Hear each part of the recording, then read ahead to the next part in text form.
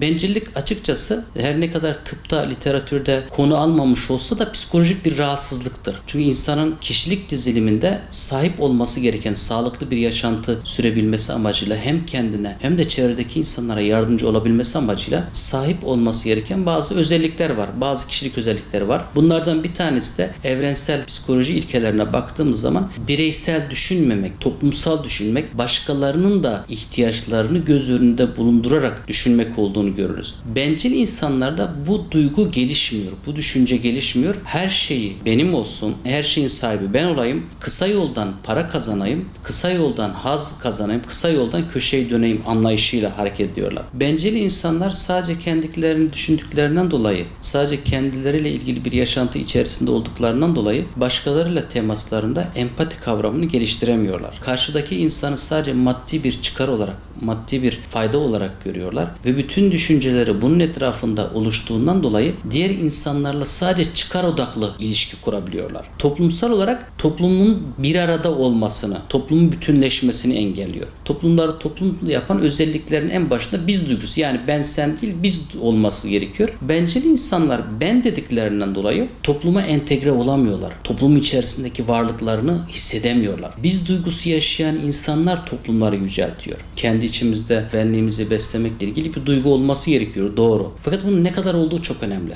Benliğimi beslerken başkalarının olmasına müsaade etmiyorsam, her şeyin bana ait olmasını istiyorsam ve başkalarının sahip olmasına tahammül edemiyorsam bu benlikte sıkıntı vardır. Elbette ki insan kendini besleyecek. Elbette ki insan kendini sevecek ama bunun bir sınırı olması gerekiyor. Başkalarına zarar verebilecek bir düzeyde oluştuğu zaman, başkalarına yardım etmeyecek düzeyde oluştuğu zaman veya başkalarının hakkını, hukukunu gözetmeyecek düzeyde oluştuğu zaman bu tehlikeli bir bendir. Bu bencilliğe dönüşür. Evet, bu süreçte herkesin payı var. Anne babanın payı var, toplumun payı var, öğretmenin payı var. Kısacası toplumdaki her kesimin payı var. Çünkü burada bir eğitim var. Çocuğun değerleri öğrenmesi, çocuğun kendinin dışındaki başka canlıların hakkına, hukukuna saygı göstermeyi öğrenmesi, başkalarının ihtiyaçlarını kulak ardı etmemeyi, göz ardı etmemeyi öğrenmesi var. Bu şunu gösteriyor. Biz şu anda bir sınavdan geçiyoruz. Ne sınavından? Çocuklarımızı ne oranda bu değerleri verip verebildiğimizle ilgili bir sınavdan geçiyoruz. Bu çocuklar küçükken bireysel olarak yetişiyorlar. Bir isteği iki yapılmıyor ve çocuklarda en önemlisi emek ve empati kavramı gelişmiyor.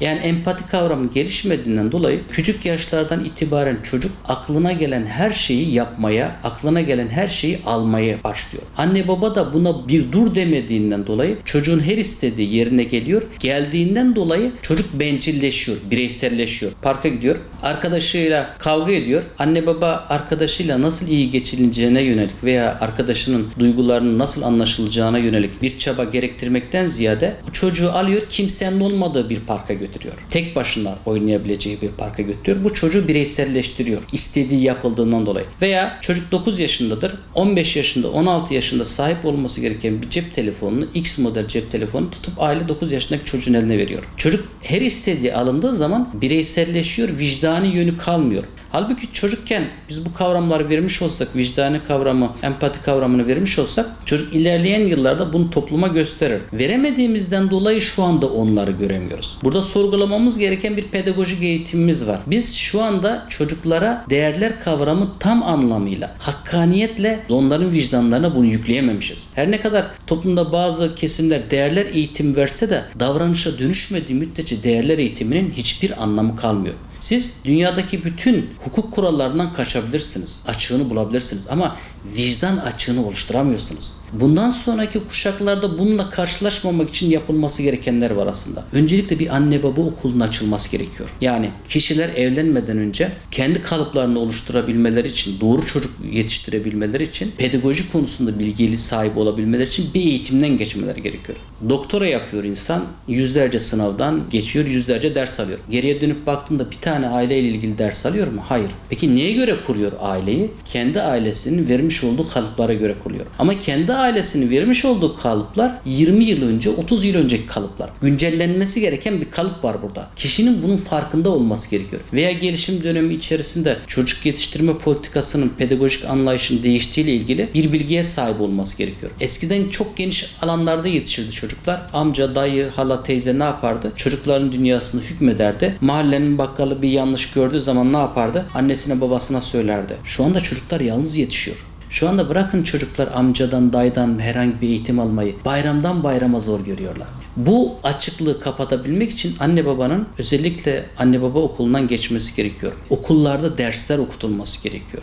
Üniversite değil de lisede okutulması daha tavsiye ederim. Neden? Zorunlu eğitim kapsamında herkes üniversiteyi okuyamıyor. Değerler eğitiminin aktifleştirilmesini sadece kağıt üzerinde değil de fiiliyat olarak gerçekleştirilmesine yönelik bir çalışma gerçekleştirilmesini tavsiye ederim. Değerler eğitimi ne kadar çok hayata aktarılır ise kişinin vicdani yönünü, ahlaki yönünü o kadar harekete geçiriyor. Kitle iletişim araçlarında ailenin yıpranmasını konu edinen diziler, programlar özellikle aktarılmaması gerekiyor. Çünkü aile şu anda neyden besleniyor? İster istemez her akşam her aile 3-4 saat televizyona maruz kalıyor. Bir eğitim. Televizyon şu anda herkesin hayatında bir eğitim kalemi olarak gözümüze çarpıyor. Biz bu eğitim kalemini doğru bir şekilde kullandığımız zaman insanları, kitleleri eğitiriz. Ama yanlış bir şekilde kullandığımız zaman bazı şeyleri meşrulaştırırız. Kişi 3 liralık ürünü 5 liraya satılmış. Dizide bu konu ediniliyor ve ne yapılıyor? Yüceltiliyor. Çocuklarımız biz ondan beslenmek zorunda kalıyoruz. Veya aile kavramını yıpratıcı diziler, programlar aktarılıyor. Bir şeyi ne kadar çok izlerseniz sonra o sizin dünyanızda ne yapar? Normalleşir. İzleye bir müddet sonra duyarsızlaşma meydana gelmeye başlar. Bu duyarsızlaşmanın önlenebilmesi amacıyla özellikle aileyi yıpratıcı programlar Rütük tarafından engellenmeli. Gerekirse belli bir filtreleme sisteminden, belli bir süzgeçten geçirilerek kamuoyuyla paylaşılması gerekiyor. TV'lere aktarılması gerekiyor. Doğruluğu, ahlaklı olmayı, edep sahibi olmayı, vicdani olarak başka insanlara faydalı olmayı yüceltmek gerekiyor. Küçük yaşlardan itibaren de özellikle eğitim sistemimizin içerisine bu kavramları yüceltmeyle ilgili kavramlar, alkışlamayla ilgili kavramlar, takdirle ilgili kavramlar eklendiği zaman çocuklarımız bunu yaşadıklarından dolayı iyi hislerini oluşturduklarından dolayı gelecekte de bu tür davranışlar ortaya çıkaracaklardır.